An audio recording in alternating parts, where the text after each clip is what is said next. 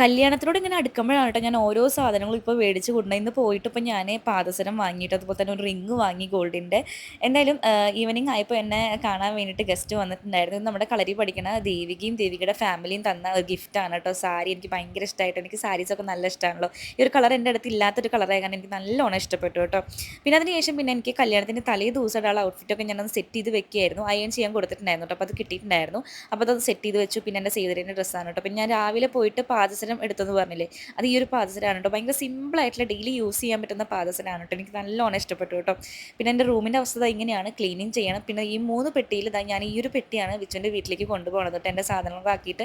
അപ്പോൾ അത് ഞാൻ പാക്കിംഗ് വീഡിയോ സെപ്പറേറ്റ് ആയിട്ട് അപ്ലോഡ് ചെയ്യാം കേട്ടോ. പിന്നെ കുറച്ച് കഴിഞ്ഞപ്പോൾ വലിയച്ഛനൊക്കെ വന്നിട്ടുണ്ടായിരുന്നു. അവർ ഓൺലൈൻ ഓർഡർ ചെയ്ത ബെഡ്ഷീറ്റ് നോക്കുകയായിരുന്നു കേട്ടോ. പിന്നെ എല്ലാവരും ഒരുമിച്ചിരുന്ന് ഫുഡ് കഴിക്കുകയാണ് കേട്ടോ. ഇന്ന് ചപ്പാത്തിയും മുട്ടക്കറിയാണ് കേട്ടോ. വലിയമ്മയും വലിയച്ഛനും ഉണ്ട്. അപ്പോൾ അച്ഛനും മുത്തച്ഛനും ഞാനും വലിയച്ഛനും ഒരുമിച്ചിരുന്നു.